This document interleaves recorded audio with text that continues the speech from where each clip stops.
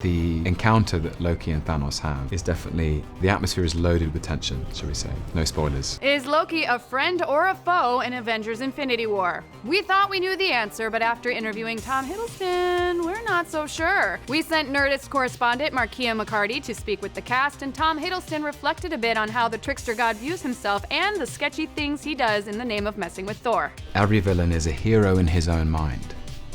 But I don't think Loki understands his own mind, and that is where we find him pretty much at every point in his journey. So he's kind of wrestling with his perspective or his point of view on reality. In the first film, he feels kind of rejected and betrayed and lied to, and to some extent he's right. It distorts his mind. So is he a villain? He does some terrible things.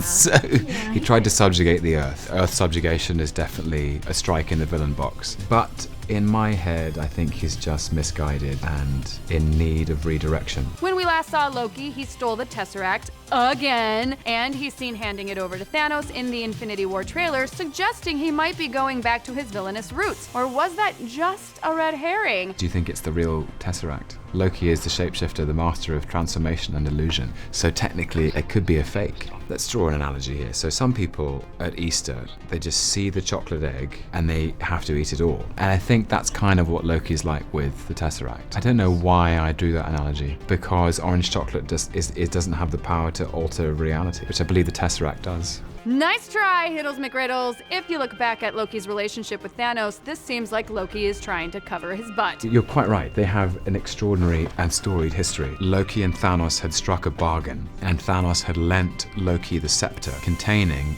what we now understand to be the Mind Stone. The terms of this deal were that Loki would be allowed to subjugate the Earth, and that Thanos would be accorded the rest of the universe. As we know, that deal didn't work out so well for anyone, except one New York City shawarma restaurant. But that's fine for Loki, because in reality, the only master he truly serves is himself. Every mythology has an archetypal trickster whose role is to subvert and confound convention, who is there to push the envelope or provoke, distort, and destabilize. In Norse mythology, Loki is the trickster. He is an agent of chaos. If you go all the way back to the myths, Loki is someone who you never know if he's going to come to the aid of the gods or seem to come to their aid and then to subvert that. But who knows? Maybe Loki could have been an Avenger if he had a little more self-esteem. He's not fulfilling his potential, is he? He could be Doctor Strange, but he's not. But what do you think? Who is Loki more likely to pull a fast one on? Thanos or the Avengers? Let's discuss. Anyway, thanks for watching. Like and share this video, and until the next CG bad guy invades Earth with a bunch of cannon fodder aliens for a team of superheroes to fight, remember to join us here at Nerdist.com. You'll always be the god of mischief,